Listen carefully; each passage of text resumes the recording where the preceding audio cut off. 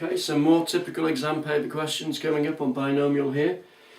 This one says, find the term in x to the 4, in other words, find the x to the 4 term in the following expansion. Now we've done ones like this before, except this particular expansion, notice the difference, it's got two terms and they both involve x's. One is just x and the other is a fraction 1 over x. We've not had anything like that before.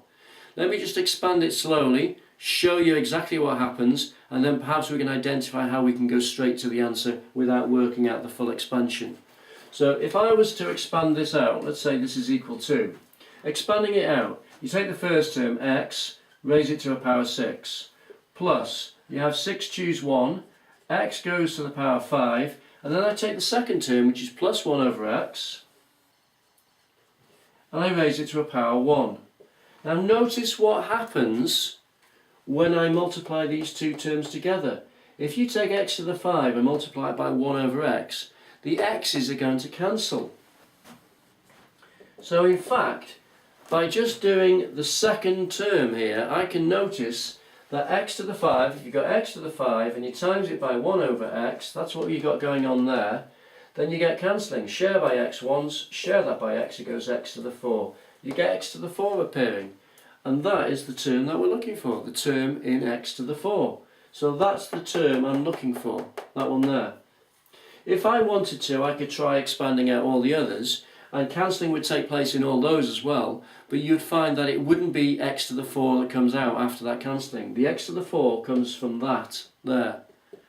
Okay, so this therefore means that the term in x to the 4 is simply 6 choose 1, x to the 5, 1 over x. Okay, and that means 6 choose 1 is 6, and then the x to the 5 and x cancel, so you get 6x to the 4. That is the x to the 4 term. Okay, now once you get the hang of these, it would be pretty easy to be able to realise that for a situation like that, if you want x to the 4 term, then obviously this one here is going to be x to the 5 and that one's going to be x to the 1, so the cancelling takes place. Because, for example, if that was x to the power 4, that would have to be x to the 2, x to the 4, x to the 2 would cancel, but they would cancel to give x squared. And you don't want an x squared term. So with a little bit of playing around and a little bit of thought, you can go straight to the actual term in question without expanding them all out. Let me do another one, because this is quite a common sort of question. If I take the same expansion, so I'm not going to change the expansion, there it is, and this time what I'm going to do is not ask for you to find the term in x to the 4. What I'm going to do is say, can you find the term which is independent of x? Independent of x in the expansion. What on earth does that mean? It just means the term that's got no x's in it. The number on its own, in other words. When you do an expansion, there might be somewhere, say, plus 1 at the end. Well, the term independent of x would be the number plus 1. Sometimes you do an expansion and you might have something like 3x squared plus 7x plus 1 over x minus 2 over x squared, whatever. And then the plus 1 is smack in the middle of the expansion, but it's still independent of x. There's no x's there. So that's the term we're looking for. Wherever it is, first, last, or in the middle of the expansion, what is the term which has got no x's in it? So, if you think about this, what we've got is x's in both of them. So every single one of my expansion terms, to begin with, when I write down the choose values, will have x's in it. So how can it possibly be that the term I'm looking for is independent of x? Well, it must be the case that all the x's cancel. Well, if you've got a power 6 there, and you've got an x on the top and an x on the bottom, the only way that these powers can cancel and still add up to 6 is if they're both power 3. So that must tell you that we can go straight to the answer, that the term needed, or the term independent of x, will be equal to, you're going to have some choose value, it's going to be 6 choose something, we're going to have x to the power 3 and 1 over x to the power 3.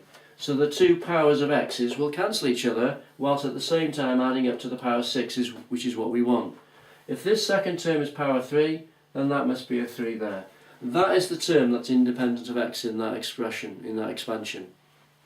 So let's just work it out. 6 choose 3 is 6 by 5 by 4 over 3 by 2 by 1. And then the x's cancel and 1 to the 3 is just 1. So all of those will vanish. So to become just 1 if you like, if you cancel everything, it becomes just 1. If you're not happy with that, that's what you get when you cube that thing, 1 over x cubed, and then the x cubes disappear. So this here has cancelling, 3 and 2 go into 6, leaving you with 5 times 4 is just 20, and all the rest are just 1, so 20 times 1 over 1 is just 20. The term independent of x is the number 20. So when you expand this out fully, somewhere, and it'd be the 6 choose 3 term, that would just be the number 20, and it's independent of x. Okay? Another one. Let's do independence of x again. But this time, let's do x squared plus 1 over x, and we'll have to a power 9, like so. Now, first of all, you can see it's an odd power. Last time it was a power 6, and we had x cubed and 1 over x cubed. Well, that we can't do that obviously this time, but notice also the second change is that we've got an x squared there and an x to the power 1 there. Okay? There will be some term in this expansion which doesn't involve x's because they all cancel. So let's go straight to the term needed. Term needed. Well, it's got to be 9 choose something. Well, if you think about it, the only way that we can get the cancelling taking place is for the following to exist. The first term I'm going to write down x squared to some power, and the second term I'm going to write down 1 over x to some power. Now if you just fiddle around with the figures, if you can't see it, you'll soon hit upon the right combination. For example, if you just try 2 there, then x squared squared, that's x to the 4, so that would have to be a 5. So that would be x to the 4, that's 1 over x to the 5. The x powers are not the same top and bottom, they wouldn't cancel, so you'd have x's in the answer.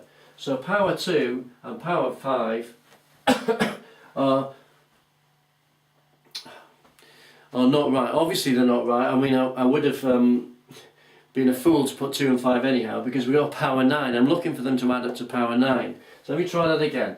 Let's say I put a power 4 there and a power 5 there. That would be better, because 4 and 5 make the 9. Something like that could exist. But if you look at that, x to the 8 they give, and that gives 1 over x to the 5. X to the 8 and x to the 5 on the bottom do not cancel. That's better. So it's not 4 and 5. So you just got to fiddle around with the 2 powers until you get the 2 numbers cancelling. So let's try a 3 there and a 6 there. 3 and 6 give you the 9 there. So that's a possibility. And if you work this out, think about it, x squared if you cube it would give x to the 6. 1 over x if you power 6 it, that would give you 1 over x to the 6. You have x to the 6's top and bottom, and they will cancel. So just by either trial and improvement or spotting the pattern in your head, you come up with that. So if this term here is a 6, power 6, then 9 choose 6 is what we've got there.